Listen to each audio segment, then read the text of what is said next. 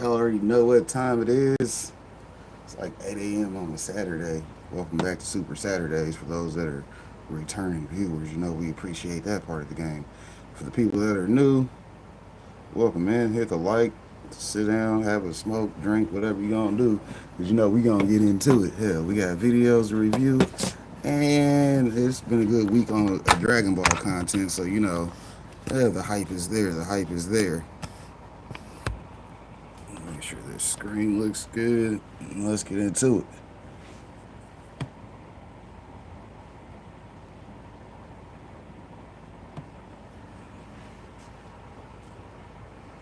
Who is the strongest character in Daima right now? At number 5, we have Goku, just because we haven't seen his full power in all his fights yet. At number 4, it's Tamagami number 2. With the power boost from Neva, he was overpowering Super Saiyan 2 Vegeta, making him a serious threat. At number 3, we've got Tamagami number 1. It's stated that he's the strongest of all the Tamagamis, and that definitely earns him this spot for now. Then we have Vegeta at second spot, because I don't think he would have had any problem beating the number 1 Tamagami with Super Saiyan 3. Finally, at number 1, it's none other than the chocolate-loving Majin Dude. He toyed with his opponent like a kid with a toy, and considering that his opponent was stronger than the other Tamagamis, it's clear Dude deserves the top spot for now. But what do you think? Who's the strongest in Daima right now?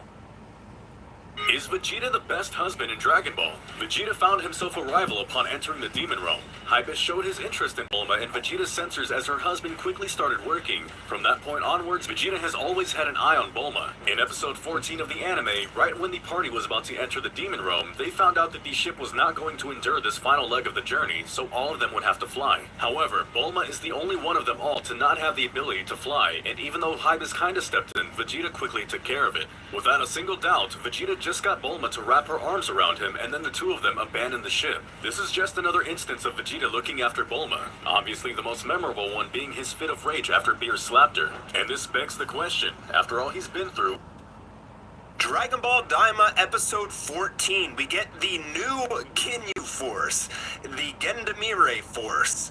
Yep, you heard that right, and they are just as goofy as the Ginyu Force. We don't know how strong they are yet. They consider themselves elite. Here's all their names.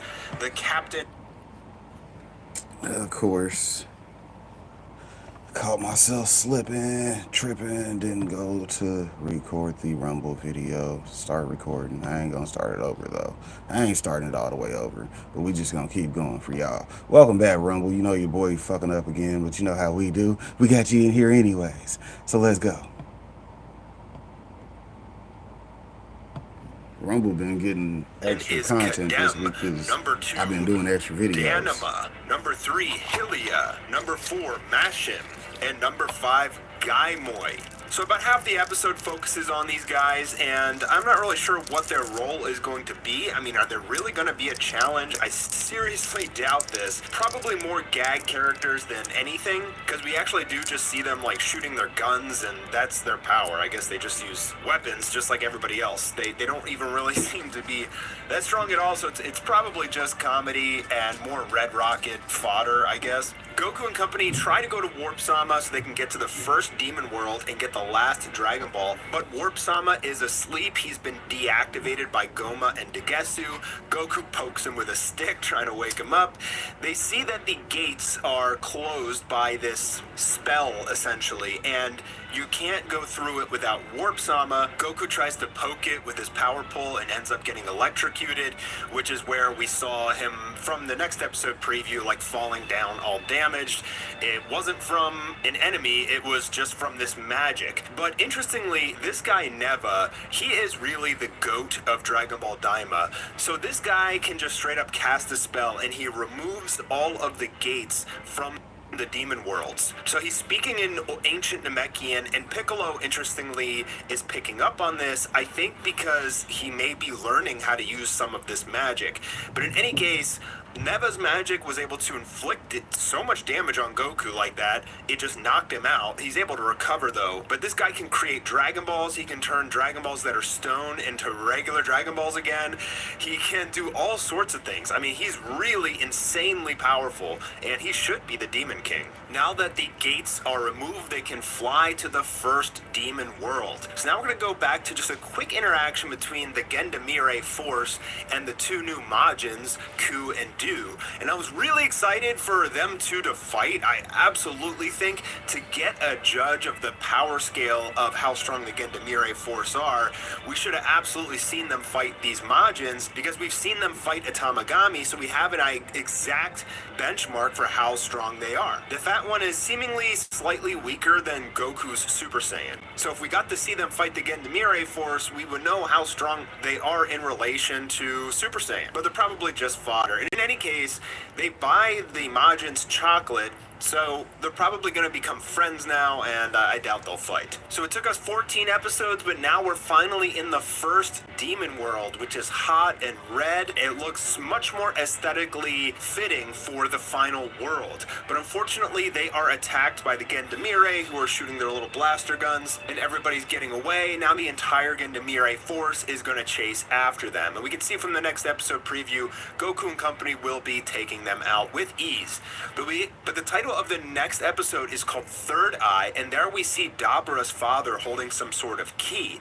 So I guess King Goma is finally going to take his place as becoming the big bad of this series. He needs to get this third eye and then either transform or get some crazy power. And I'm assuming he'll become stronger than the Tamagami and give Goku, Vegeta, and company an actual challenge. Yeah, so not really too much happened in this episode. We got introduced to the Gendamire Force, and we got to the first demon world, and that's pretty much it.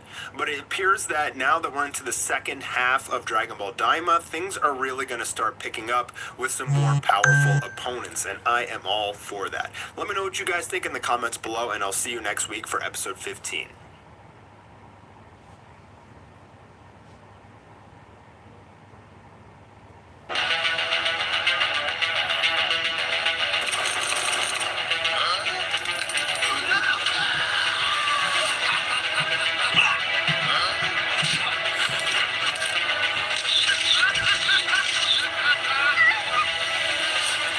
Uh-oh.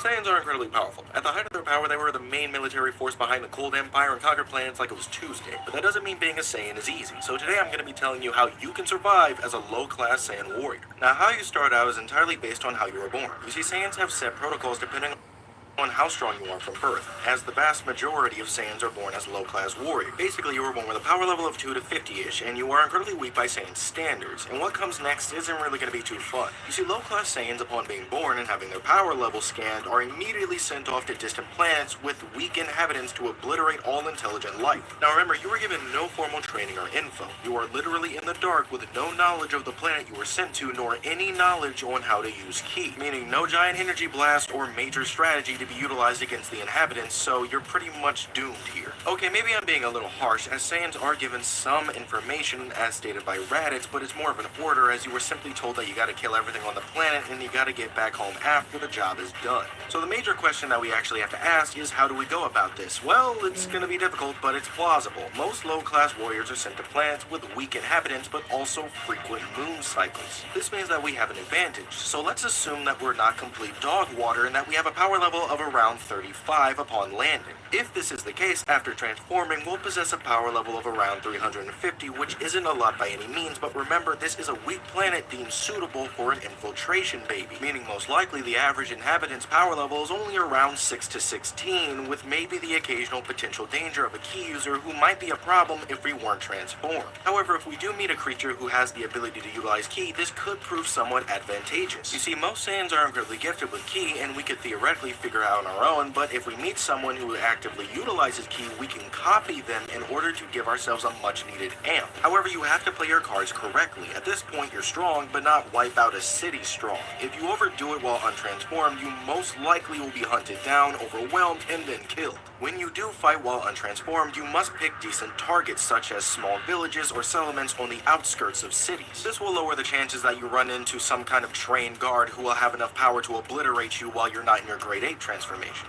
Now with every small victory, you'll get a little bit stronger. Saiyan genes are great for this, not to mention your skill with ki will most likely increase during your time here, so keep moving from place to place and don't leave witnesses. If you do attack a village or town, be sure to kill everyone there. If you are transformed as a grade 8, this isn't really much of a problem as you are most likely reducing the town to rubble in an hour or so at best. However, it is absolutely imperative that we make sure that not anyone, especially the government, figures out that we are the exact same monster that's been destroying towns. Finding the perfect battles and picking out who you destroy will make sure you survive your first year. Now within a couple years on this planet, our power and knowledge will be at an all-time high, and if we've managed to avoid capture this long and you have been following my directions, you should have a power level of around 200, which again isn't much, but it's enough for what we need to do. We've gotten strong enough to become more bold with our tactics now. When attacking a city, just reduce it to a glass floor. Hardly anyone is going to be strong enough to stop you, especially if you are transformed. That being said, do not get cocky. Now that you're out in the open and people know of your whereabouts, elite teams will most likely be sent to attempt to exterminate you, or particularly powerful warriors you had simply not defeated yet. Now, no matter what happens or how powerful you think you are, do not be coaxed into battling multiple strong opponents at once. Instead, try to separate them and deal with them one at a time. Otherwise, they will most likely cut off chances of escape and attack your blind spots while you're dealing with the stronger fighters of the group. In the off chance that separating them is next to impossible, you have two options. The first is escape. Remember, energy sensing abilities or technology is rather rare,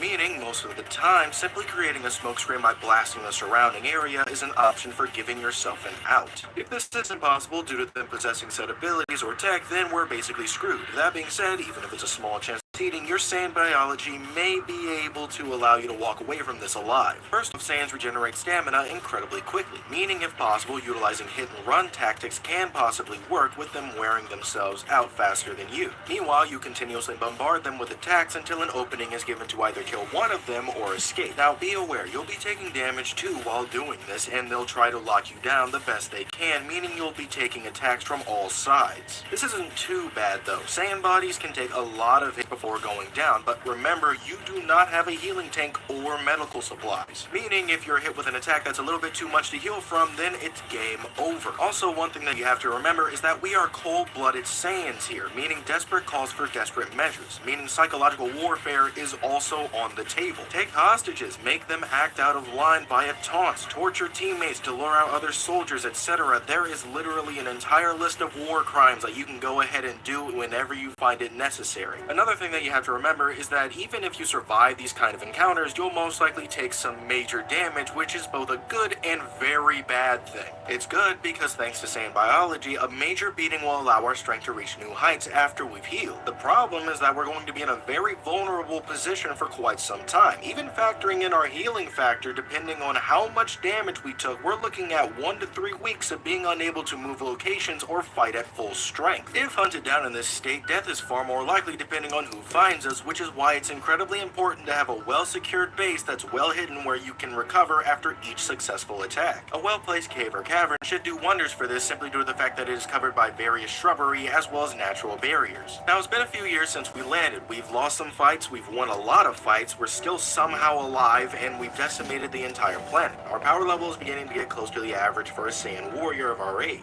It's resting pretty close to 300 to 500, if not more. Most of the government has been destroyed due to our rampant attacks, and what remains of it has its one desire, being our destruction. But at this point, nothing can really stop you anymore. Even if your power is lower than an average Saiyan, you are more than enough to overwhelm any creature remaining on the planet. Additionally, the constant moon cycles made the extermination all the easier. All that remains is small pockets of resistance, which you quickly deal with. All major cities have been destroyed, and you can't find any more intelligent life.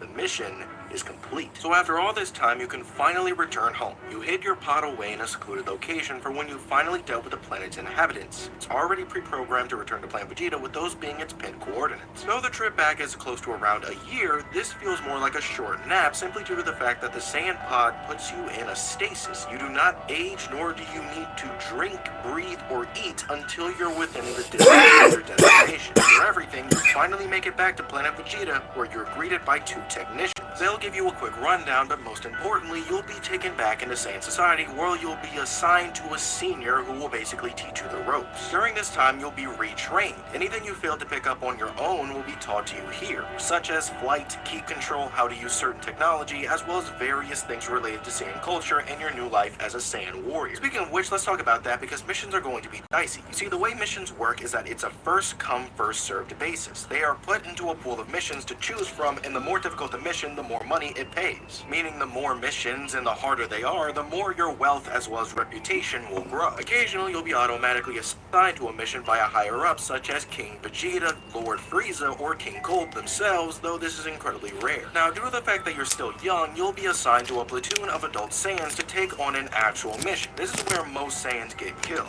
The official missions have enemies that could pose a threat to an actual Saiyan warrior, so if caught off guard, you could be killed incredibly quickly. Remember, the goal here is to both improve our reputation, power, all while staying alive. The best way to do this is to not be a showboat. Stay cool and stay close to the seasoned warriors. That being said, you are definitely far stronger than you were before. Retraining with the Saiyans who were stronger than you most definitely increased your power, but getting used to the plant Vegeta's gravity was the main factor. After getting accustomed to 10 times gravity, your power level most likely skyrocketed to around 1,000 if not more. Stay close to the seniors, chip in when you can, and slowly grow from experience. During this time, get as much from them as you can. Battle tactics, techniques, everything you can. By the time you leave, you gotta be just as strong, if not stronger than them preferably. Additionally, be sure to treat them well. Don't leave them for dead if they are injured, and save their skins if the opportunity arises. Saiyans tend to be fickle, but incredibly loyal if they become attached to you. Eventually, after you completed a few jobs, you'll be considered a full-fledged warrior, and your power will most likely represent this, as you'll most likely have an average battle power of 2,000 to 3,000. At this point, we've got to become more risky with our actions. Technically speaking, you could probably stop here, and your chances of surviving is decent if you continue to take low-level missions. However, this can backfire incredibly quickly. If given a designated world to conquer that's above your pay grade, you'll most likely die or be gravely wounded. If you return before finishing the job, the king will most likely kill you for the lack of strength. So the best course of action would be for us to develop our strength and reputation so that we can stand above the average Saiyan warrior. First off, we need a crew. Surround yourself with powerful Saiyan allies. Hopefully you followed my directions and treated your seniors well, as most likely you can recruit them into your squadron. They'll be more experienced than you, and you'll sit somewhat evenly with them in terms of power. You'll want a decently large squad of around 3 to 5 members, quality over quantity in this case. There is absolutely no reason to recruit people if they're just going to get themselves killed within their first week of working with you. Now, the reason why you're recruiting your original platoon members is because they've gotten used to you. As I said prior, Saiyans are fickle, and if they aren't particularly loyal, will most likely result in your death, either by leaving you to die if you get injured, killing you personally if you are no longer useful, or betraying you for some other nefarious reason. Recruiting them will ensure you always have someone you can somewhat trust. After creating your team, it's important to do a test drive first with a decently difficult mission. This will allow you to see how effective your team is against decent planets. If they perform poorly, either find stronger crewmates or simply train them with other decent missions, or train them personally to increase the team's synergy and get a grasp of how powerful they are. Once they're strong enough, it's time to go off the deep end. You have to start acting more risky with your mission selection, except missions that are particularly dangerous, where even middle-class fighters would somewhat hesitate. That being said, still be incredibly careful. The point is to improve, not die horribly. Work your way up, taking more and more dangerous jobs, and with time, your crew will increase in power as well as reputation. And because your reputation is beginning to increase, more Saiyans will begin to take you seriously, and we need to use this to our advantage. As your reputation and power grows, it's possible that you could be paired up with other Saiyans from time to time, or you could approach them personally without immediately getting blasted into nothing. Now, the reason the middle-class Saiyans are of interest is due to the fact that they possess the ability that'll make your entire team next to unstoppable. You see, they possess the Powerball technique. It's a Saiyan-exclusive ability to use one's ki in order to create a fake moon to generate the energy source required to transform into the Great Ape. If you're able to get them to teach you this ability, you'll have conquered the moon and could utilize your trump card at will. Though the energy cost would be detrimental, the boost in power would be more than worth it. The Great Ape transformation already makes you and your entire crew into a Ginyu level threat, but thanks to this ability, you'll be able to attack planets regardless of moon cycles, meaning that you can take on elite level missions, granted with difficulty without immediately dying horribly. And due to the fact that you can now utilize your trump card if things get hard, you don't actually have to rely on the Zoro transformation at all times, meaning that power level would increase even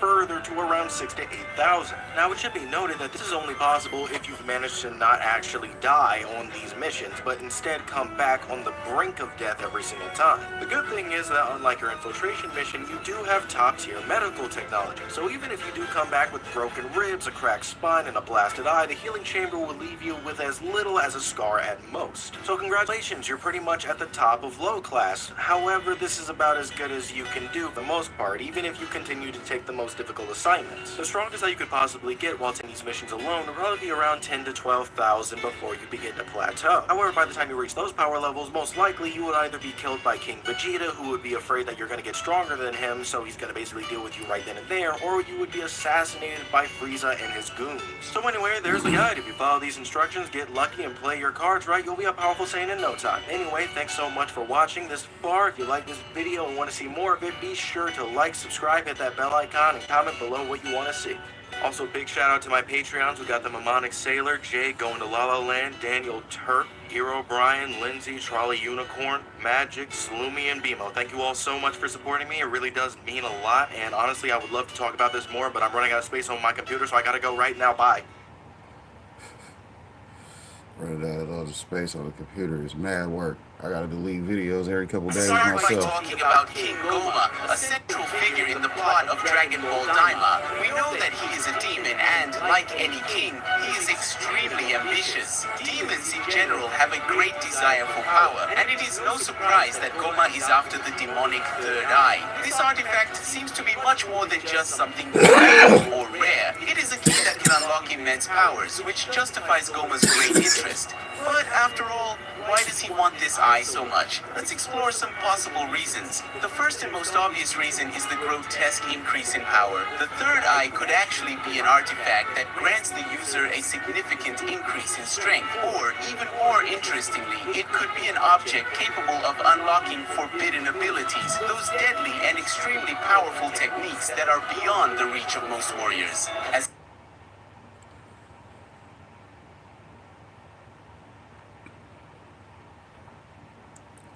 We have always thought that all Saiyans were warriors. Even Vegeta calls Saiyans a warrior race. But apparently, this is not the case, and not all Saiyans can become warriors.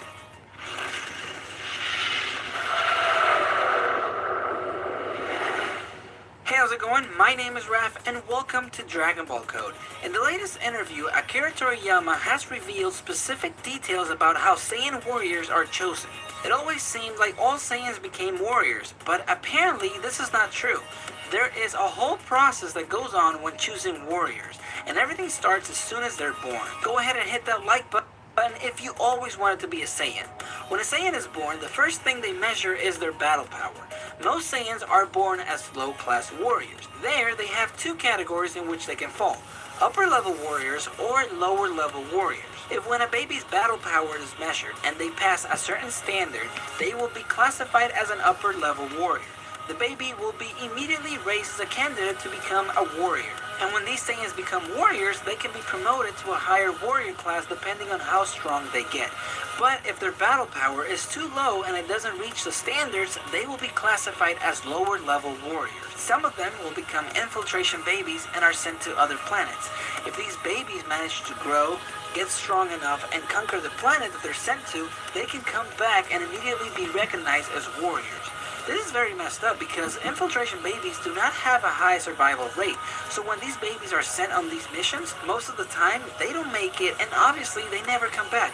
This is a very unfair system because them or their parents cannot choose what they want to do. It's either this or that. Now the other bunch that gets classified as low-level warriors are a bit luckier. They get to stay in their planet and they're trained to become engineers. So these Saiyans are very likely to be in charge of maintaining everything that King Cold's army provides, coming up with new ideas, and building stuff. This makes things a little bit more interesting. If you've read the Dragon Ball Minus manga, you know that the story about Goku going to Earth and take over it doesn't apply anymore. And Goku was in Planet Vegeta for 3 years. This means that Goku is either going to be sent to a planet later on, Or he was meant to become an engineer, which I doubt because Goku's not the smartest. Or he actually passed the standards of an upper level warrior and was eventually going to start training, but unfortunately it never happened thanks to Frieza. Another interesting thing that also happens is that apparently depending on how gifted a Saiyan is, they will get special training.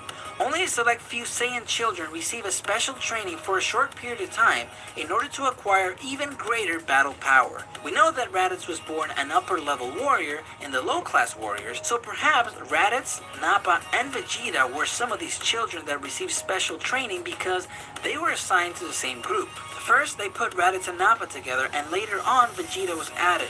And we know that Vegeta was way stronger than both of them, so we can safely assume that Raditz and Nappa had to have been special for Vegeta to be added to that group, because Vegeta was in the elite warrior class, and let's not forget that he is also the prince. That's how Saiyan warriors were chosen. It seems like Saiyans always had it rough, no matter what. So there you have it. And if you like Dragon Ball content, make sure to subscribe and hit that bell icon with any energy blast that you like so you can get notifications whenever I post a new video. Thanks for watching, and I will see you later. Pampa from the World Tournament. After that, we were introduced to some Fist of the North Star bandits that got lost and found their way to Dragon Ball. Now, this one introduces something interesting. If you know anything about Sun Wukong, the character Goku is based on, you know he has 3 iconic tools. Goku has 2 of the 3 tools, but Toriyama never introduced the 3rd, that tool being the sealing gourd. Here, it has the power to seal someone if they don't answer when their name is called. After being sealed, they're turned into a liquid that if someone drinks, they can steal the sealed person's power. Kinda OP, huh? Luckily, Goku is able to avoid being converted with the power pole, and turns the gourd on its owners. Goku lets the villagers keep the gourd. Shame he couldn't keep it, as this is filler. But it's not really his style to use something like that anyway. The bandits are no match for Goku, but assuming they've been using the gourd for a while, they're probably pretty strong. So, let's give them 67 and 73. Now,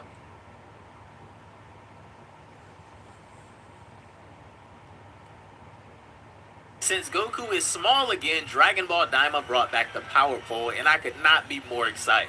In the original Dragon Ball series, we saw a young Goku using the power pole. This pole was really important in the story and had a lot of prominence during the first Dragon Ball series, but in Dragon Ball Z, we saw it practically disappear from use since Goku no longer needed it. But now, in Dragon Ball Daima, the power pole is back and is also one of the central elements of the story again. Because of the de-aging, Goku lost many of his signature abilities and skills and is considerably weaker than before. So, in order to better defend himself, he needs to rely now on his power pole again due to his shorter combat. I like how he just reminds everybody in that part, just saying that he went and got the power pole because he noticed he ain't as strong as he should be. But yet you see Vegeta rocking Super Saiyan 3 because as a kid, Vegeta was way stronger than Goku.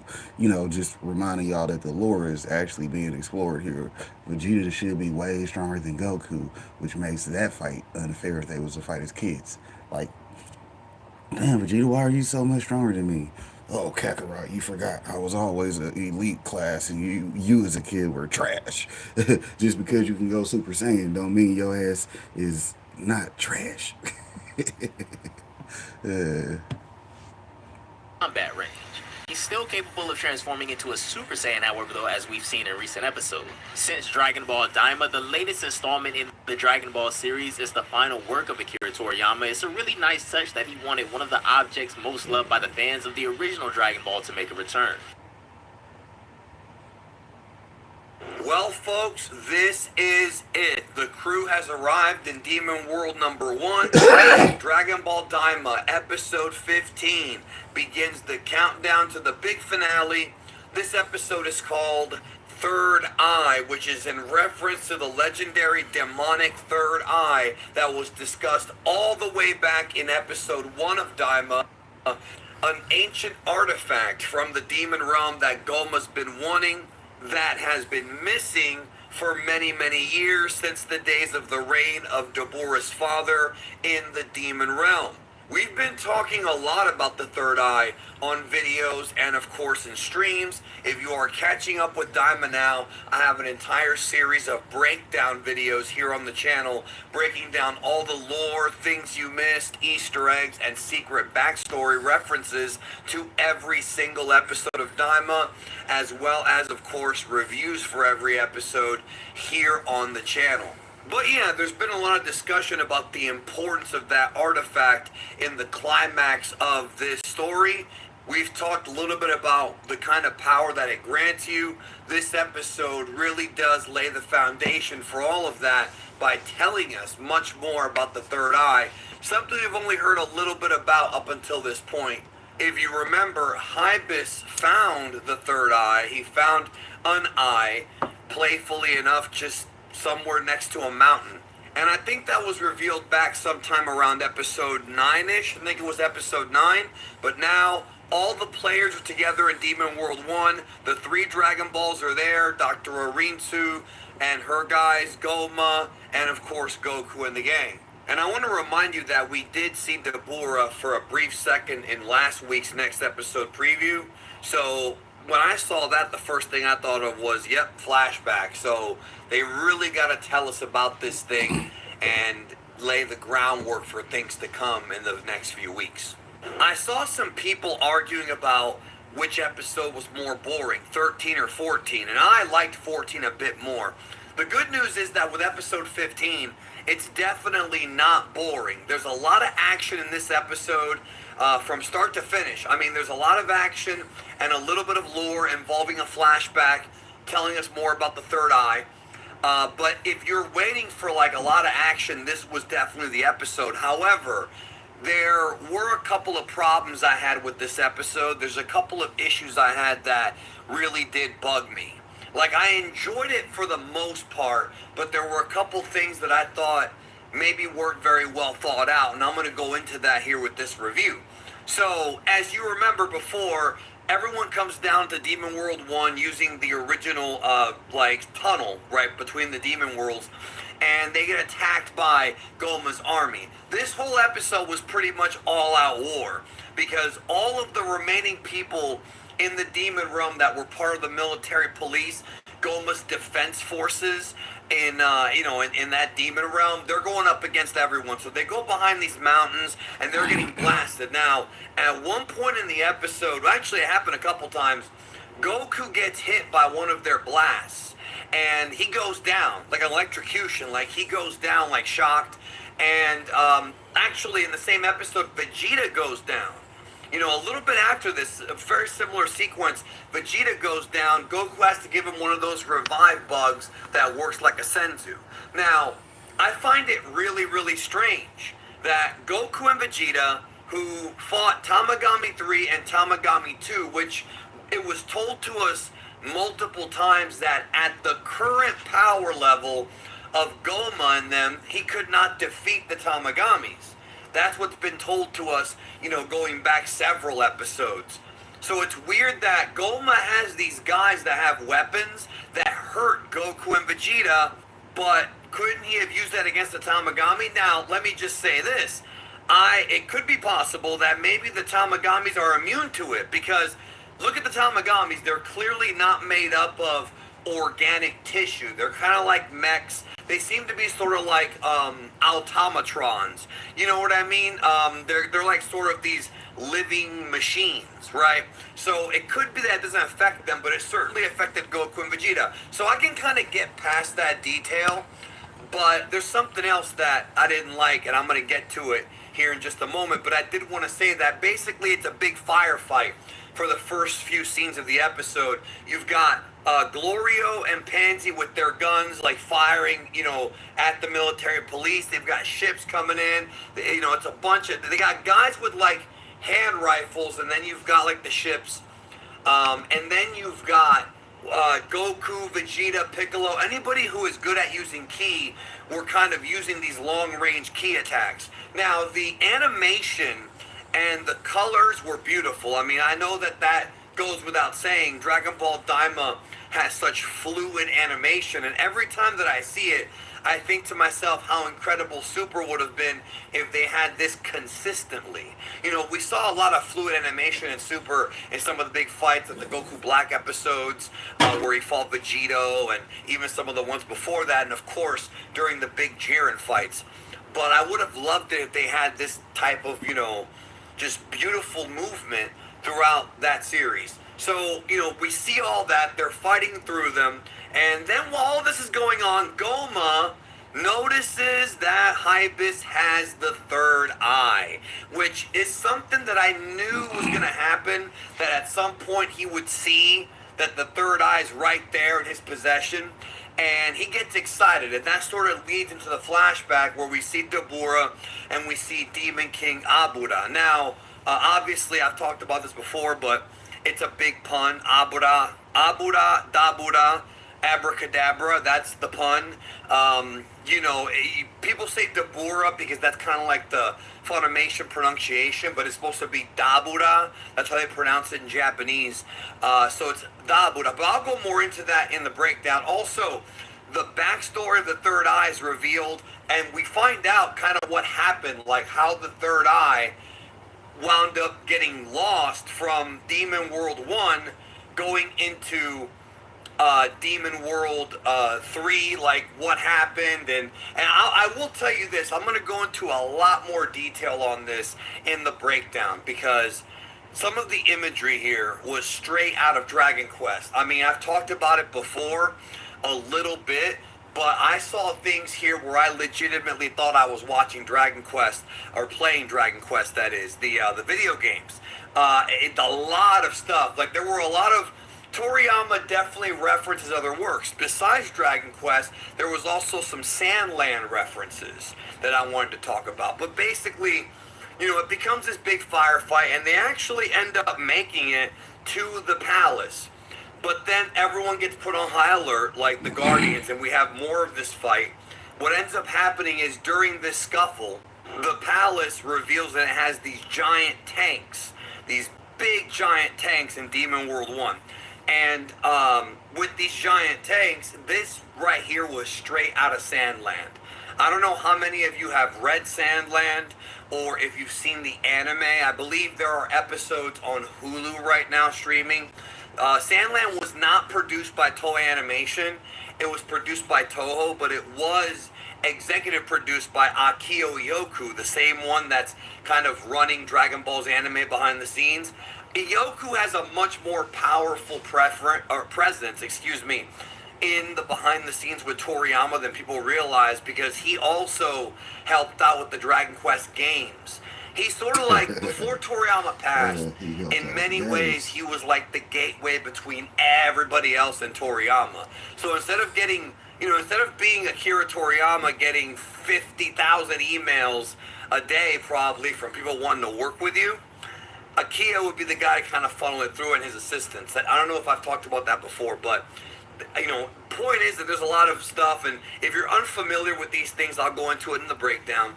And when I'm watching this, I'm enjoying the action.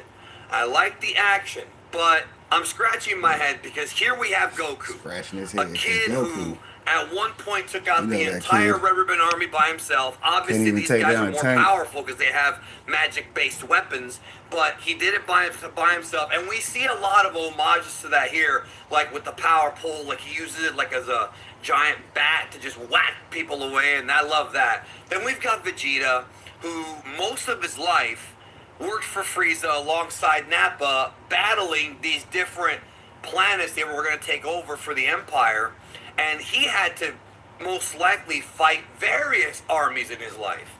So these guys are combat experienced going back decades, and they're having a hard time with these tanks, and I didn't like that. And while I'm watching it, I'm like, why don't you guys just go Super Saiyan?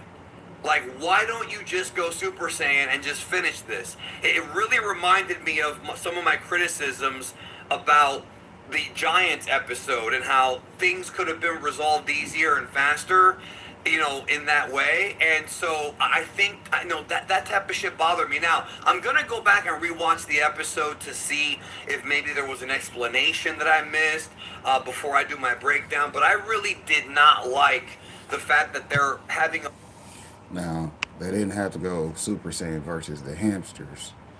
Shout out to not going Super Saiyan against the hamsters. You don't even want to have to say that. Vegeta, I remember when you went Super Saiyan versus the hamsters. Really? Really? You just gonna try to embarrass me by telling everybody I had to go Super Saiyan against that giant hamster?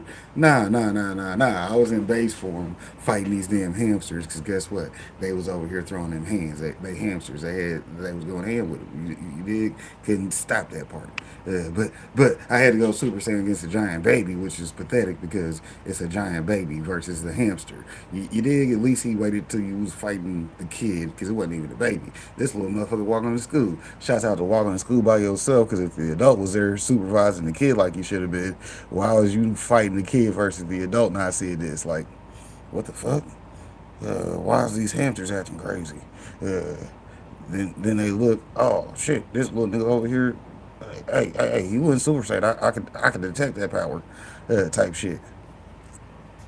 a hard time when they could just go Super Saiyan. It would enhance their power, their speed, and everything, and they should be able to take everybody out.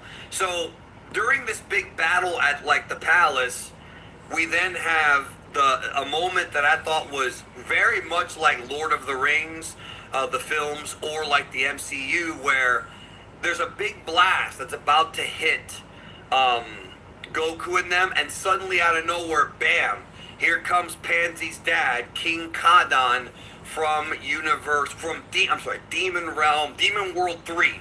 He finally made it there, and so he brings his reinforcements, and now it becomes this big sort of back and forth fight. Now Goku goes Super Saiyan. So I'm very mixed on this because while I enjoyed the fight, I like sort of the two different armies fighting. It's something different that we don't really see much of in Dragon Ball. Like, we really don't. There are some flashback scenes to stuff that happened on Planet Vegeta, very briefly, and there's a few scenes here and there, but most of the time we just see like any army, whether it be the Red Ribbon or even the Army of the Earth, going against some kind of like superhuman. For example, when Cell fought the armies of the Earth in Dragon Ball Z before the Cell games, that's one example right there. Here it's like army against army, and I really like that because again, it's not something we see a lot from Dragon Ball, but in the back of my head, my suspension of disbelief was kind of hurt because these guys, we know that Goku can do Super Saiyan 3. We've seen Vegeta do it a couple episodes ago. You would think 3 episodes ago. You would think that they would just bust that out and away we go. But finally Goku goes Super Saiyan and they are able to overcome Goma's forces. There was nothing really in this episode with, there was some brief stuff, but no storyline progression with Majin Ku, Majin Du, and the counterfeit Ginyu Force. It looks like that's being saved for next week. But the resolution here is that King Kadan has come to help them out, which I do like that. Like, I do like that he actually has a place here in the big finale, and I did like that most of the episode was very, very action-based. But like I said, there were just things that bugged me because they were weird and kind of dumb, and I don't think they were very well thought out. Dragon Ball Daima really has to stick the landing here. I will say that if it doesn't, like if the next 5 episodes don't produce, high quality, Daima, I think, will be seen as sort of a waste of time, or not entirely, but like it'll be seen as a letdown. I know for some people it already is. I know others aren't into it. Others love it. Everyone has a different opinion on it. It's not universally beloved like, say, Dragon Ball Super Broly, which only a small amount of people didn't like. Most fans that I know in various different languages, not just people in the West, really enjoyed that film. So that's been the closest they've gotten to like getting just universal appraisal. But for this, I think they really need to stick the landing, and they need to.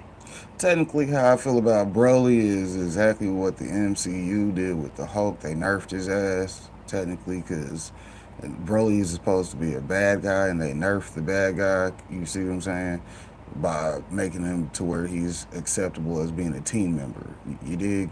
which is cool that he on the team. Hell, who doesn't want the legendary Super Saiyan running around having your back? But at the same point in time, he was supposed to be one of their ultimate bad guys, because why? He's the ultimate Saiyan. Shout out to being ultimate class. You know what I'm saying? You might be the Prince Super Vegeta out here in these streets, but guess what? I'm Broly, the legendary Super Saiyan. You know who I am. You see what I'm saying? That's why your ass didn't want to fight in the original movie. Nah, out of respect for his motherfucking title, I don't even want to fight this guy. He's a legendary Super Saiyan. I'm just staying down. Nope. Y'all can get black eyes. I'm gonna be like, hey, all hell Broly. But me and Broly gonna be cool, because you know he gonna fuck y'all up, and I'm gonna tell y'all what to do anyways. Is thinking well. Now the other thing that I thought was a big disappointment that I did not like was what Hybis did with the third eye. So at one point, this Majin, this demon chick, shows up with this big ass hat. Now I've seen Hybis with the hat on, going all the way back to September when I saw like what the con was of those, because it was so long ago I had forgotten all about it. And basically he trades the third eye for the hat. Now I understand that Hybis' character is that he's kind of an airhead, he's not very smart, and he certainly has no idea about the power of the third eye. We see in the flashback, in the one that happened earlier in the episode with the lore, that he found it. Like, we actually see him finding it. So look, I get it. The character's dumb. I get it. He's an airhead. We've seen other characters that are just like this, especially if you're somebody who's only seen DBZ and you've never really looked into other Toriyama works, it might rub you the wrong way even more. But if you look at Dr. Slump and other things, Toriyama often writes these like sort of dumb characters that are like maybe funny, but they're a little too dumb for their own good. But the reason why I was let down by this is because I was really hoping that there would be some kind of a hostage situation where we see Goma's cunningness. We see Goma as a strategist, instead of a goofball, actually find a way to get that eye away from Hybis, whether it be by kidnapping him or whether it be by threatening to kill him if he doesn't turn it over. Something that sort of felt a bit more dramatic than him just trading the eye over. I'm in a weird spot here because I'm somebody who really does understand like Toriyama's sense of humor because I've read so much of his work, but I feel like with Daima there might be a bit too much of it. You know what I mean? Like I don't mind it necessarily as kind of a way to lighten things up a bit in some parts of the series and not make it too dark, but I do feel like there were missed opportunities here. That would have been, I think, a great moment to show how ruthless and how cunning and how desperate Goma is to get the third eye, and that he's not someone that they should be playing around with. Obviously, it was confirmed in this episode that the third eye grants the Demon Kings throughout history great power, increases their size, just allows them to be incredibly strong. And that was something we kind of already expected, but it was told to us here. Now, what I did not expect was that Dabura was trying to take the third eye for himself to overthrow his own father, Abura. That was something that was new information in this episode that I did not know about and wasn't expecting at all. So it seems like these Demon Kings are kind of like Sith Lords, where they'll be the apprentice for a while, even if it's family, and eventually the thirst for power overwhelms them and they want to betray, the predecessor. Dabura's the reason why the thing got lost in the first place. This episode, I thought, while it was, in my opinion, bit less boring than episode 13 and 14. There are things about the story that bugged me. I've pointed out in the review. Very disappointing, aspects of this episode. Overall, it just, to me, it's not the worst episode of Daima.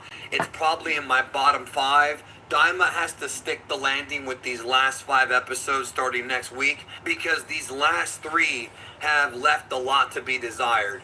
Remember to come back tomorrow for the breakdown, where I'm going to go into really explicit detail about the third eye, the Dragon Quest Sandland connection, and more. Thank you for your support. Take care of yourself. See you guys tomorrow.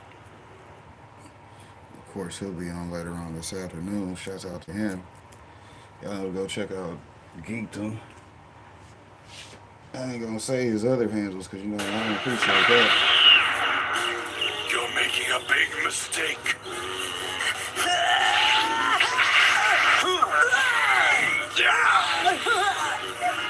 Where do you think you're going?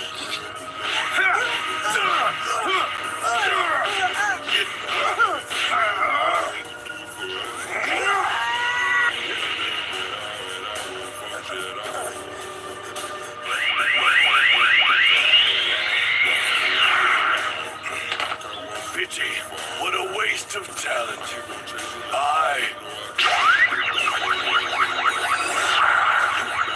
Not today. Back off. Have it your way. A tough guy like you should be able to face the truth. Are you okay?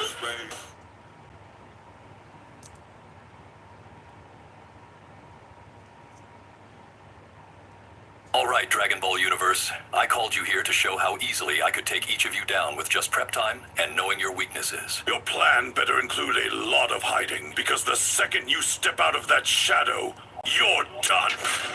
I'll even let you bring Justice League as backup, no charge. Hey, I've been taken down by a lot of people, but even I think you're out of your league here. Prep time. How quaint. Should I laugh now or after I vaporize you? And now, I'll show you how I can dismantle every single one of you while looking great doing it. I think I need an adult. I am an adult. Yamcha, starting with you. Whoa there, buddy. This ain't the DC Universe. I'm a Z-Fighter. Oh, look, it's the Yamcha himself. And it's been years since anyone took you seriously. Every time you show up, it's like, oh, great, Yamcha's here to die again. Hey, I'm like Superman, but without the kryptonite. Or the fan respect. Do I even need prep time for you? You've got L tattooed on your forehead in invisible ink. Your biggest weakness is existing. Man, I beat a lot of foes while you sucked a lot of toes. Damn, Yamcha just got Yamcha. Krillin, bald, short, weak. Moving on. He didn't even need prep time for that one. Hey, that's unfair. What's unfair is you somehow being alive while countless others die saving your shiny head.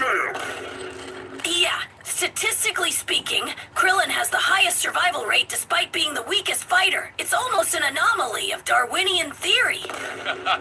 Finally, someone who speaks my language. Which side are you on? Go on. Oh, Krillin, your weakness? Literally everything. I could take you out with a stern glare.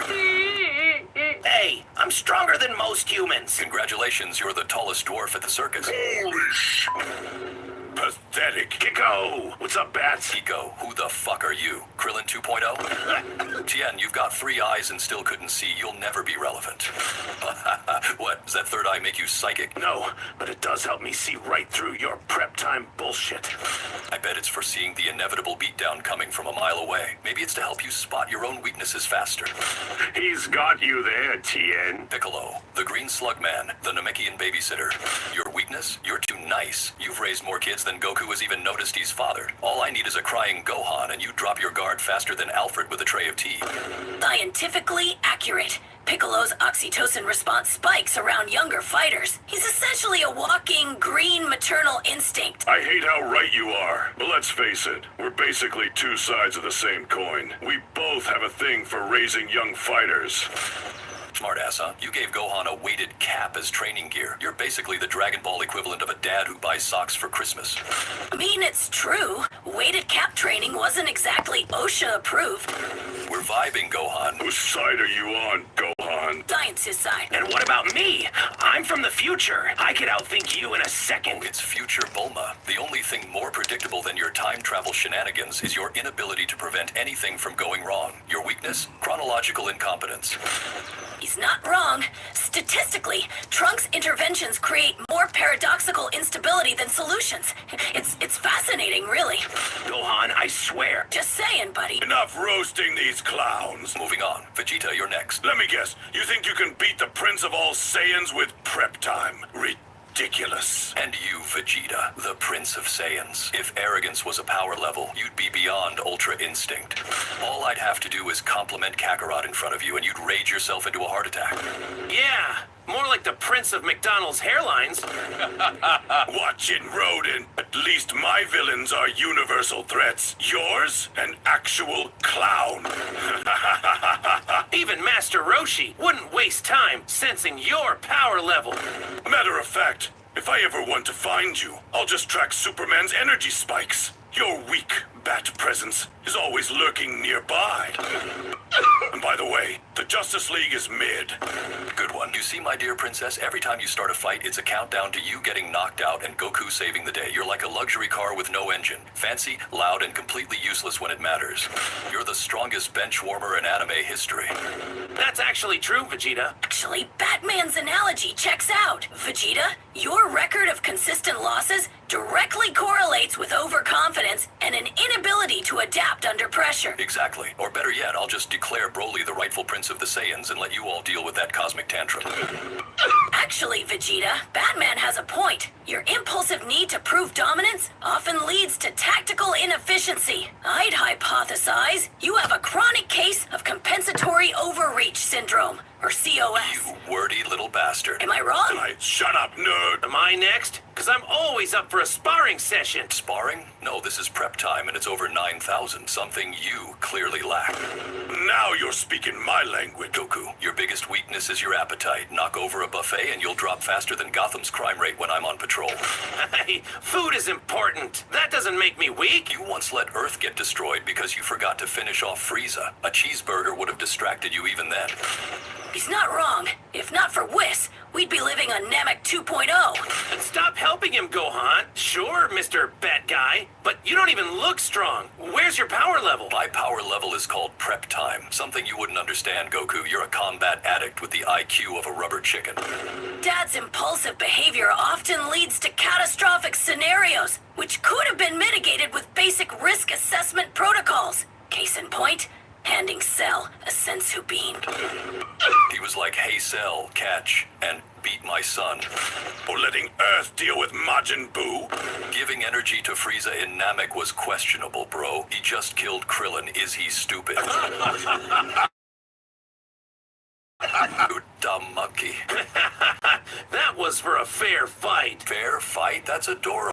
On my planet, we call that suicidal stupidity. Kakarot, you clown. He means you're an idiot. You still haven't come up with a plan to beat me. You're all talk, no key. Oh, I have a plan, dear son. Virus. Virus? Virus. Not just any virus. Saiyan biology is hyper-adaptive, but it still relies on ki for sustenance. The virus will target his ki production, rendering him unable to power up. No Super Saiyan, no Ultra Instinct, just a normal fighter. Well, I can still use my Spirit Bomb. You need pure-hearted people for that. I'd just surround you with Gotham criminals. You'd be powerless. I'd gladly volunteer for that. Well, yeah, but I'd still punch you into orbit. You couldn't punch your way out of paying attention to your family. Chi-Chi's stronger than you when it comes to discipline.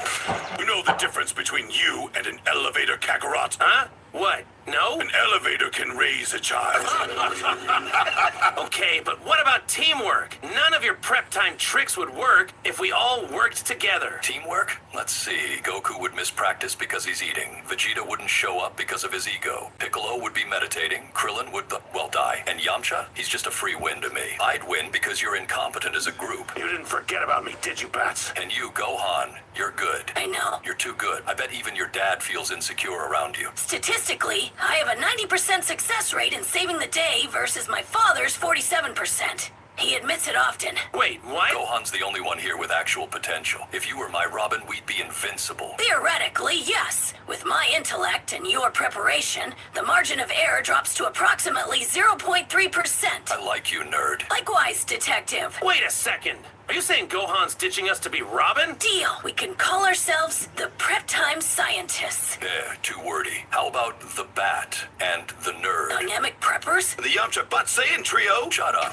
Bat Kamei Alliance? The Dark Saiyan Knight Duo? Shit, that's good. What the hell just happened? Did Batman just adopt Gohan? Justice. Science. Victory. I love this timeline. Shout out to Perfect Cell.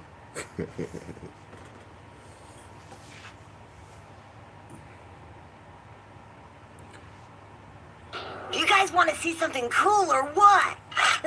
Ta-da!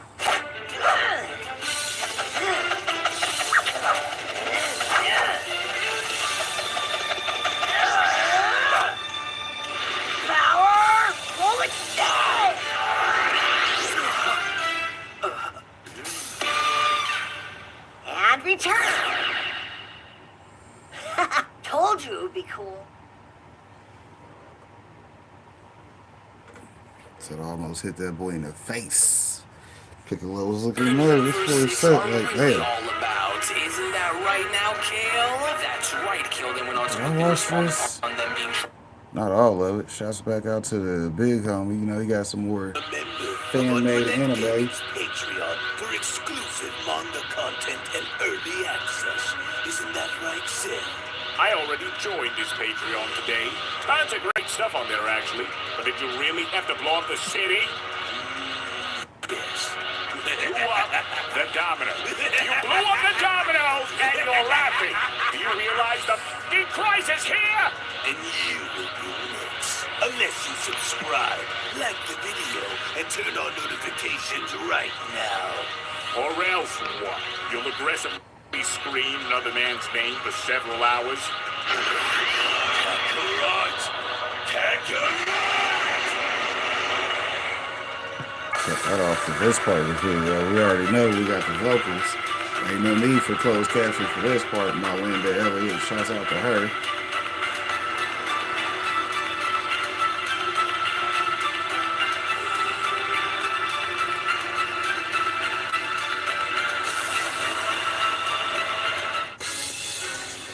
Although with the situation itself being extremely dire since we cannot seem to break through the barrier that is keeping us from reaching the Omni Kings, I have no doubt in my mind that we must hurry and take action quickly if we are to see this mission through until the end. For I fear that we do not have enough time to waste if we hope to get this done before it is too late.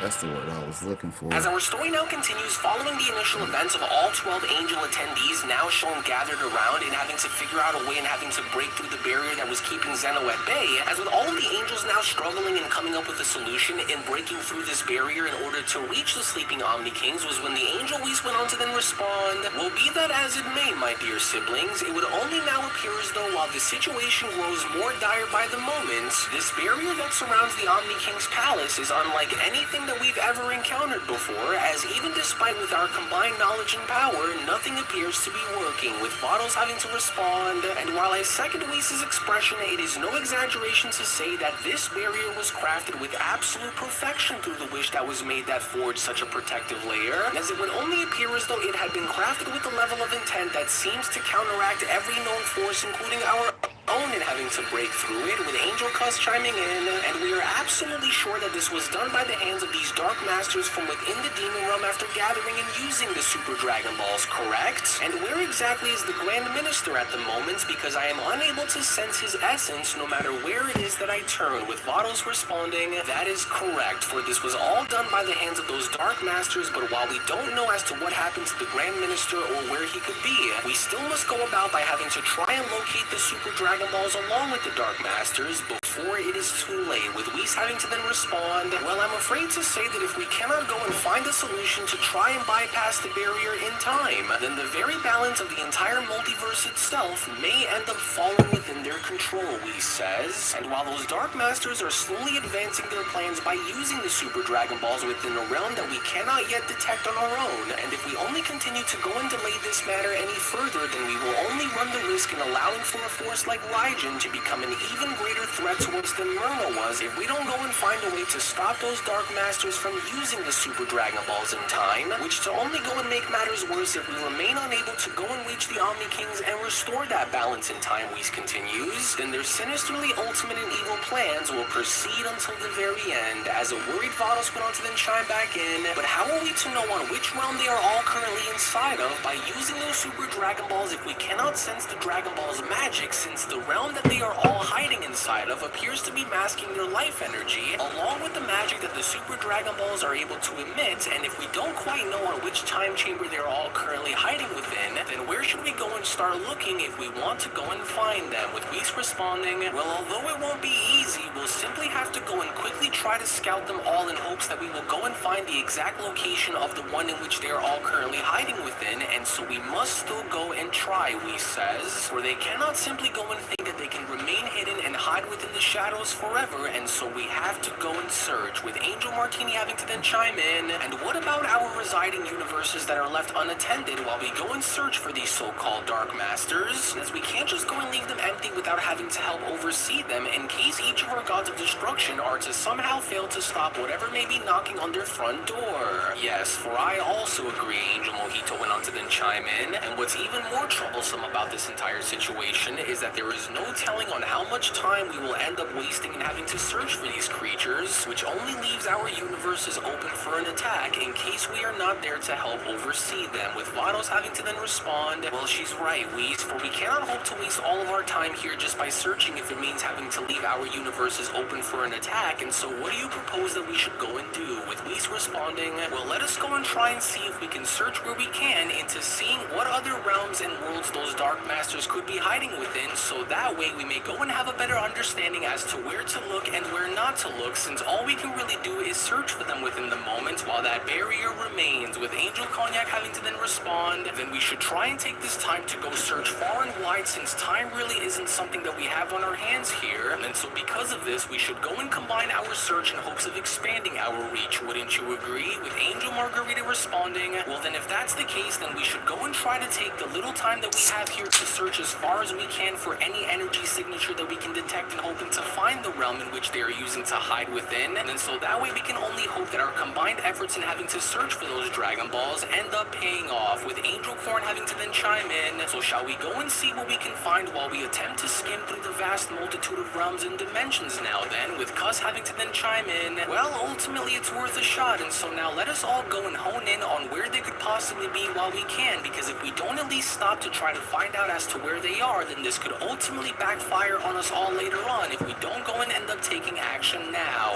Right, and so now then Whis responds upon having to see all 12 angels point their staffs in the middle by having to search every single realm together as they did, then let us now go and look and see what we can find, because while it is still very important for us to pinpoint the exact whereabouts of where those Dark Masters are keeping those Super Dragon Balls, the quicker we are able to go and trace their energy source, then the faster the chances will be in having to stop them from using them before it's too late, with Vados having to then chime back in, and then to even think that these demons had gone as far as to not only gather but use the Super Dragon Balls the way they did is not only concerning and having me wonder on what else they intend on using them for, but it is also very urgent that we make sure to stop them beforehand before they are able to use them again, with Whis having to then chime back in, well, just keep searching, fellow angels, and if you just so happen to stumble upon any known signature that traces back to the Super Dragon Balls, Whis continues, then that will more than likely be the dimension that they are all hiding within, but so far I don't appear to be seeing anything on my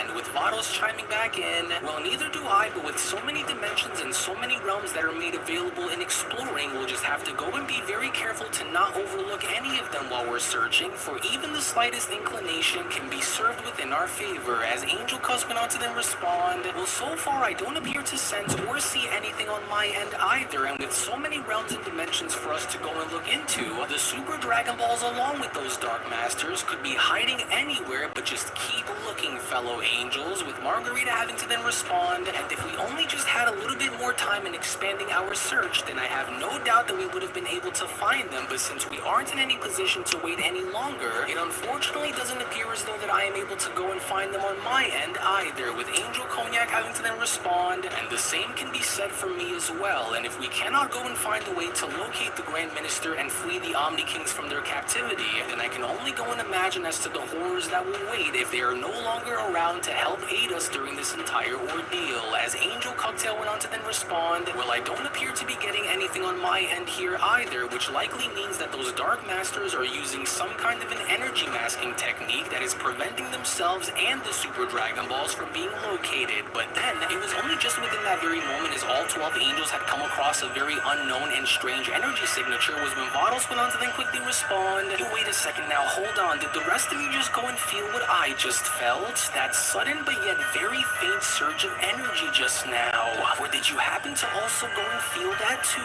Whis? With Whis responding, I did, and from what it was that I had just sensed, would only seem as though there is something that is beginning to faintly echo throughout the multiverse, which only now leaves me to believe that the Dark Masters must have likely started to go and use the Super Dragon Balls once more to go and make another wish, but it is almost impossible for me to go and trace the source on where this echo had just came from, with Angel Kapari then having to respond, well, whatever that was is gone by now, but to attempt to try and trace it back to a source almost seems impossible with the way this energy surge had passed us by. But what say you, Sour? Well, I in fact second this notion, Angel Sour went on to then respond, which only now raises that many more concerns about our universes if we don't do something and return to them in time. For I couldn't go and agree more, Angel Margarita went on to then chime in, as something's wrong, and while we can't seem to trace on where that surge of energy was just shown having to come from, as our universes remain open without having us stand by them, we only further run the risk in having all of them be destroyed if we don't go and take some kind of an action now. No, and while I unfortunately have to agree with the idea that we will have to go and cut our search off short in looking for them, Angel Cuss went on to then respond, it would only be best if we go and stand guard in defending our universes before we are to allow for something to go and happen to them in the meantime, with Whis responding, and while I also hereby sense a strong disturbance that is starting to echo throughout the multiverse, I am hereby left with no other choice since we cannot seem to locate the Dragon Balls on our own, for I would only now be left with one other choice, and that is to go and seek out their creator Zalama for answers, since he in fact may be our very last hope in finding the Super Dragon Balls, Whis says, and especially since he was the one who had originally created them for Grand Zeno to go and use, as I would have no doubt that if there is anyone who can help grant us the knowledge that we need to shatter this barrier and reclaim the Super Dragon Balls, then it's no doubt going to be the creator Zalama who can.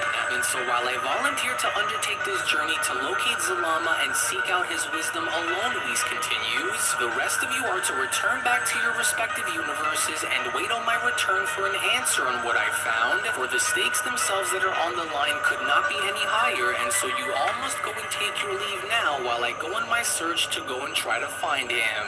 And so now hurry and go and make your way back to your worlds, as I will go and inform you all with what I find as I go and take my leave to find Zalama now. And so in the meantime, Whis went on to address Vados upon having to see the other 10 angels then take their leave, and I only ask for you to go and look after yourself, and please be aware of your surroundings in the meantime while I go and see what I can find, for if I am unable to go and find a solution to this problem, then we are all on our own, and so now please be cautious, with Vados responding, and as should you, Whis, and if anything were to go and happen, I will go and let the others know in the meantime while we go and hope to get down to the bottom of this mess, and so now please do your best, Whis, which it was only then within that very moment as both Whis and Vados, the final two angels, were then shown having to take their leave, was when Whis went on to then quickly respond, and I will, but let's just hope that we are not too late in having to stop these demons, as I can only hope that time is still on our side in the long run by the time this day is through, Whis says, which all the while in the meantime, as this was shown happening, when then having to venture on over into Capsule Corp and having to oversee the android speak with both Bulma and Dr. Edo, was when Android 18 then went on to respond, so that little piece in 17's hand over there came from one of those demons that you believe you can go and use to do what with us now? And why exactly should we be so trusting of you to begin with, Dr. Hedo, with 17 having to respond, and let's not go and forget about the fact that you're also related to Dr. Giro, and you should already be well aware of what it was that we went and did with him once we went to find out that he was planning on betraying us in the long run, and so why should we go and trust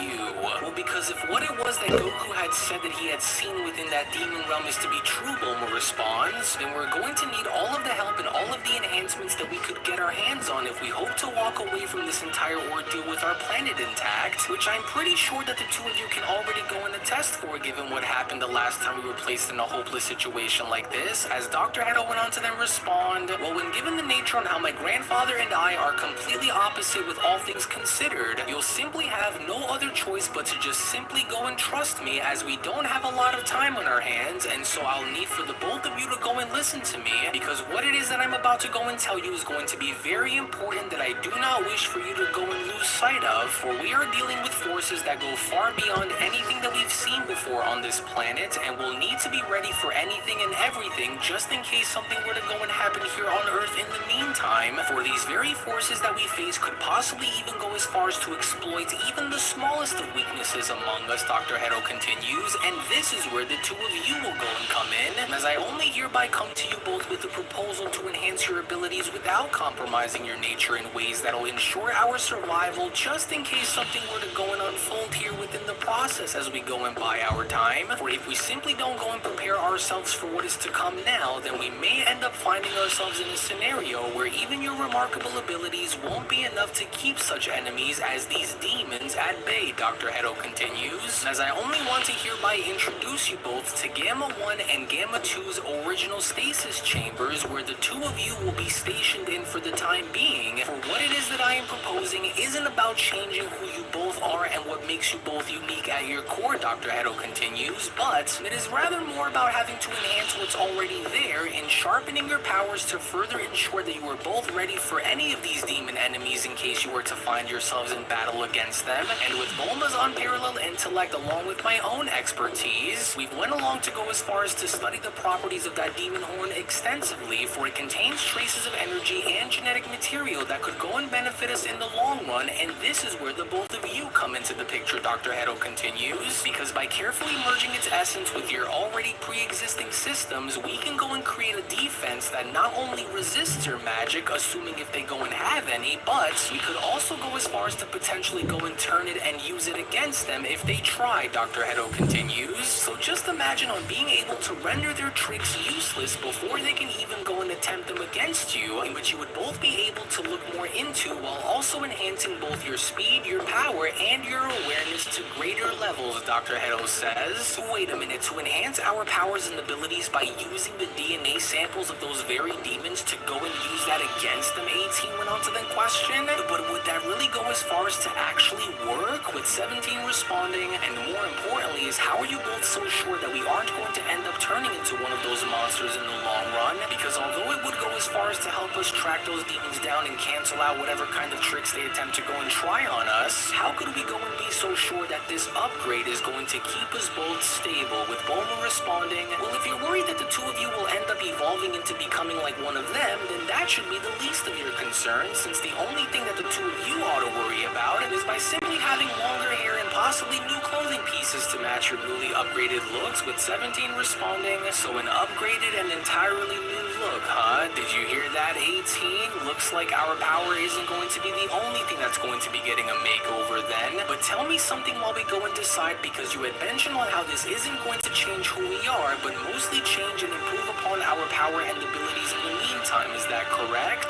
And you are absolutely sure that this isn't going to somehow have a negative impact on our standing, right? Because we really aren't too keen on crawling back inside one of these things after all, with 18 responding. But for what it's worth, we'll go and do what we need to if it means protecting the ones that we love. But just like 17 had just said, you are both positively sure that this upgrade isn't going to backfire on us, right? Well, yes, for that is correct, Dr. Hedo went on to then respond. For the upgrades that Bulma and I are proposing isn't going to change who you are by altering your humanity, your dignity, or your emotions, but rather than simply having to enhance your standing as you currently are, just in case this planet were to fall under some kind of an invasion, with 17 responding, and you are sure that none of this is going to backfire on us if we agree to go and do this, right? 17 questions, with Dr. Hedo responding correct. And while you may go and have your doubts, our main goal here is to ensure that you are both at your absolute best in case something were to go and start here, because, well, simply put, even while as incredible as you both are, Dr. Hedo continues, the threats that we are facing now require us to think ahead, and I would much rather be ready than to be sorry. And so these upgrades aren't about replacing what makes the both of you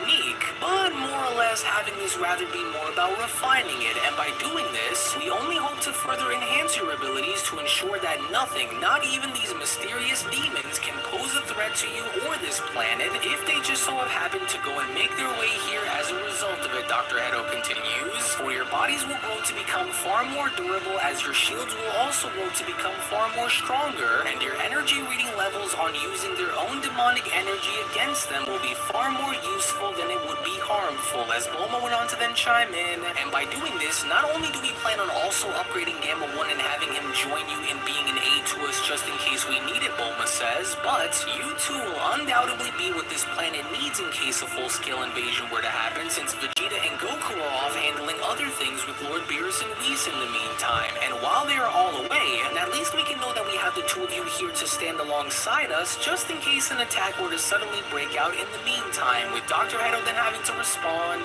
That's right, and while you have already proven yourselves to be among some of the most powerful warriors that this planet has ever known, with Bulma's genius and with my cutting-edge research, I can help transform you both into something far beyond what this world has ever seen. And into standing tall as not only becoming the ultimate fighting machines, but in also being perfectly suitable to match one another's strengths. And with these upgrades in line, and I will also ensure to enhance your ability to read and respond to each other's movements in creating a dynamic partnership that no demon could ever hope to outmaneuver. Well, how about it then? Android 18 then went on to look over towards 17 by questioning, and as it sounds like we really have nothing left to lose in simply having to upgrade our powers, and since Bulma is here to back up Dr. Hedo's claims, then we really don't have anything much to lose here by having to go through with this, with 17 responding, well then if that's the case, then I suppose that we should go and get this over with already, since it would help give us the edge in making sure that nothing goes over our heads in case we do end up finding ourselves locked within a battle against those demons if they were to wind up coming here, and so why not then? So alright, Dr. Hedo, we'll agree to your offer and go along with your plan, 17 says, but we are only going to agree in having to do this solely due to us having to trust Bulma more over than yourself, and so don't go and take this personal either, because we're just, well, let's just go and say that we're simply playing it safe. And now that we are ready, 17 continues, just go on ahead and tell us on what you'd want the both of us to go and do, so that way we can hurry and make this quick while we still can. But all the while, in the meantime, as this was shown having to go down within Universe 7, as we then venture on over into Universe 6, and specifically having to take a look at planet Sadala, we only from that point then begin to oversee a very grim scenario of multiple Saiyans being shown laid out on the ground, with only one Saiyan being shown left remaining that went by the name of Ginger, as Ginger went on to then flee for his life by then responding, I've got to go and hurry and warn the king about this, and just what in the world are these things? And as they just so happen to appear from out of nowhere, and they slaughtered everyone, or I hope I'm not too late. Oh, did they notice me? Are they following me? For I can't go and chance these things and having to follow me back to the king if they are after me, Ginger says. And as I've got to go and hide and see if any of them were on my trail before I proceed to warn King Sadala of this unexpected attack by those creatures. And as my entire squadron was ripped apart out there, and even for them having to take some hostage and sending them through those strange portals that I've never felt so powerless in my entire life. Oh, please, please, I hope that they didn't see me. Please, I hope that they didn't. For my fellow Saiyans, they're all gone. I'm so sorry for failing to protect you all, Ginger says. As I don't happen to see those things anywhere, especially the bigger ones, so they must have left. And if so, and if they truly are all gone, then this is my one and only chance to go and make a break for it back to the castle, Ginger says. And as the faster I am able to move without being spotted or by having any of those monsters return, the better our situation will then be. But then, it was only shockingly enough from out of nowhere as one of the demon elites that went by the name of Okaru went on to grab onto Ginger by slamming him down onto the ground, was when Okaru then went on to quickly respond, a lone deserter, I see, for you will not be so fortunate to escape us again, Saiyan. Now stop me if I'm mistaken, but did I just overhear you mention the word king? So, it's your leader whom you were looking to go and reach, were you? Yes, for now we have a reason as to why we should remain on this world, and you are going to tell us on where we need to be in order to find this so-called king.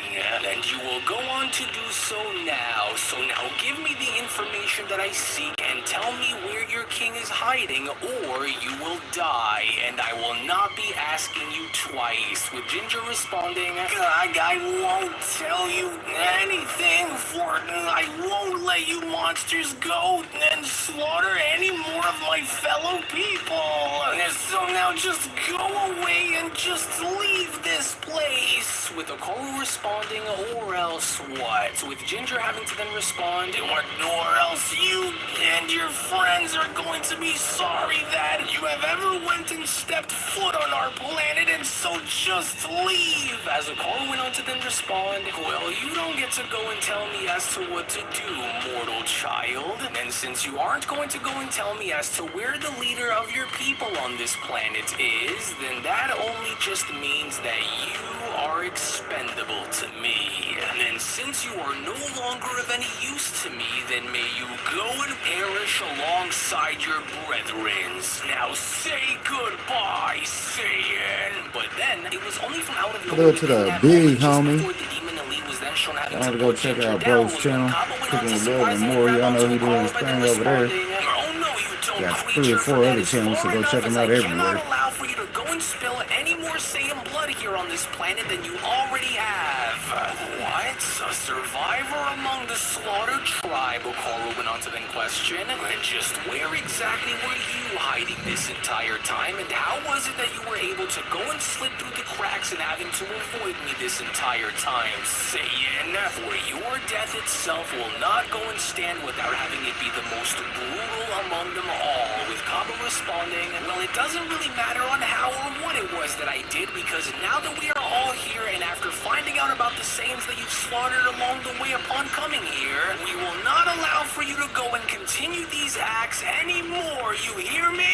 And so from here on, you are no longer going to shift your focus and attack those who aren't strong enough to fight back against you, Kaba continues, but instead, you are going to go and shift your focus onto us as your opponents from this moment moving forward. And so now hurry and go and get to safety while you're still able to flee, Ginger. Inform the others and wait on our return in the meantime. Got it? For this has gone far enough, and although I don't know what you are or where it was that you came from or how it was that you even found our homeworld, but understand one thing, and that is we are going to go and make you pay for every one of our brothers and sisters that you went along to slaughter along the way. With Okoro responding, why, you wretched Saiyan, for you have no idea on who you are dealing with, but I'm going to make sure that you go and find out the hard way. Once I go and inevitably get my hands on you, and while you are brave to go about this by challenging me the way you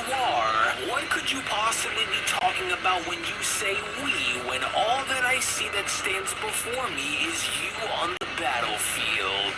Because without anyone else here who will go and fight to try and save you, I am going to tear your body apart and drain you of every ounce of blood that you have until there is nothing that remains, Okoro continues. For while you are all alone with me without anyone else here to help you, this is where you will die. But then, it was all of a sudden now, just within that very moment, as both Caulifla and Kale had gone as far as to make their presence known, was when Caulifla went on to quickly interrupt Okoro by responding, and I wouldn't go and be so sure of that if I were you, demon, but let me go and make one thing very crystal clear to you here and now, as Planet Sadala is going to be the very last place that you will ever come to visit, as I don't care about who you are or where you happen to come from, and that is because you have went and made a very grave mistake by doing what you did and by attacking my people, Caulifla continues. So just in case if you happen to believe that Kaba is going to be all alone here, Caulifla continues, then you are in for a very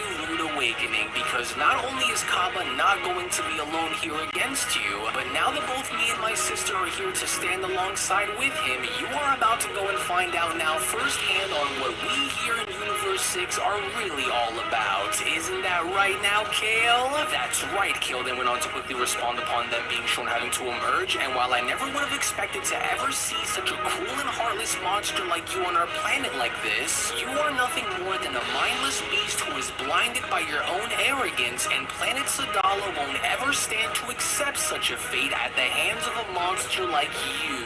And if you stand to go and think otherwise, Kale then continues, then you'll go on to learn differently once we go and show you the hard way, you monster, with a Como responding, so you truly weren't alone as I had assumed that you would go and be after all. But even now, while the three of you stand here as one in hopes of defeating me, this will not go on to end the way that you think that it's going to, because I don't care on how determined you are or how tightly you cling on to your so-called Saiyan bond, because in the end, all three of you are nothing more than insects who are standing in my path.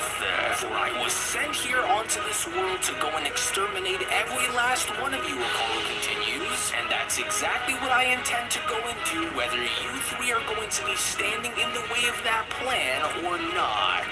And so you may now go and try as you like, but this will not end in the way in which you think that it is, and that much I can already promise you, with Cabo responding, or so you think. But that's okay, because I really don't care about what you vow to try or do here against us, and that is simply because if there is one thing that I do know for a fact that'll happen here, Kaba says, it's that we aren't going to allow for your cowardly tactics and your senseless violence to break us, nor will we continue to stand idly by and watch you slaughter any more of our people. And you better not go and think even for a second that either one of us here are afraid of you, because we're not, Kaba says. And so now you can go and think what you want, but by the time this day is over, understand that both Kale, Caulifla, and myself stand united to defend Planet Sadala here against you. And no matter how powerful you think that you are, and no matter how ruthless of a warrior you claim for yourself to be, Kaba says, you will not end up surviving on what we have that's coming for you, creature. As it was only right then and there now, during that moment, where the Beyond Dragon Ball Super Story of the Dark Masters, the official Murno sequel, manga chapter number 21 special, then comes to a close. Well, actually, I'll go ahead and take it from here, as I do want to go as far as to address something very important with our dear viewers at the moment. As before I go and give you the following information, if you aren't already a member of Unreal's Patreon community, then you are truly missing out on so much without you even knowing, because not only is the next episode already on the page, but if you want to support all of the manga content that you see and gain access to tons of exclusives along the way that range from a variety of different things, then we do encourage for you all to become members of our Patreon community today, for we will link everything down within the description box below and pinned comment section as well. Now I will go as far as to say that even though I had not expected for the barrier that binds the Omni Kings to be this powerful, as I would have advocated for us to go and use another method to try and make our way inside, but while we're running on borrowed time, and while we cannot afford to leave our universes unattended for the time being, especially since we now see Universe 6 finding themselves in a massive battle for survival similar to Universe 7, you do not want to go and miss out on what is about to happen coming up next. So we hope that you all enjoyed today's video, and before you leave, don't forget to give this video a thumbs up by smashing that like button on your way out, as well as also subscribing to Unreal and Gaming's channel for tons of new Dragon Ball content. So with that, we thank you all so much for watching, as we'll be seeing you all again for the next one. Hello. Did you know that you can stay up to date with the latest Dragon Ball content by simply subscribing to Unreal and Gaming? Also, don't forget to follow on these social media platforms, you sexy son of a bitch. Roshi. Silent Cell, me and the fans are having a moment. That's right. I know what you want. Extra long, thick Dragon Ball content. Quality reviews with flawless editing. Yeah, you'd like that, wouldn't you? You dirty bitch. Roshi, the fuck? God damn it, I need them to subscribe, Cell. And we're demonetized. Yeah, screw it. Let's cut to the video.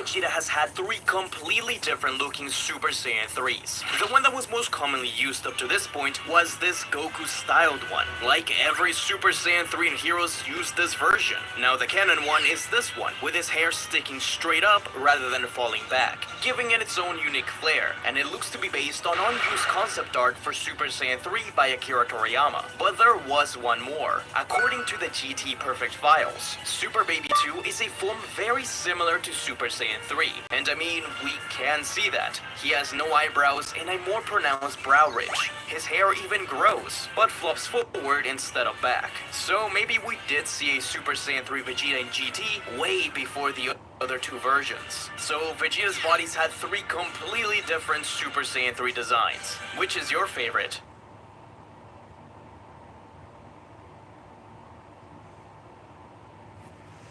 Alright, hot dogs. I will catch y'all next week for Super Saturday.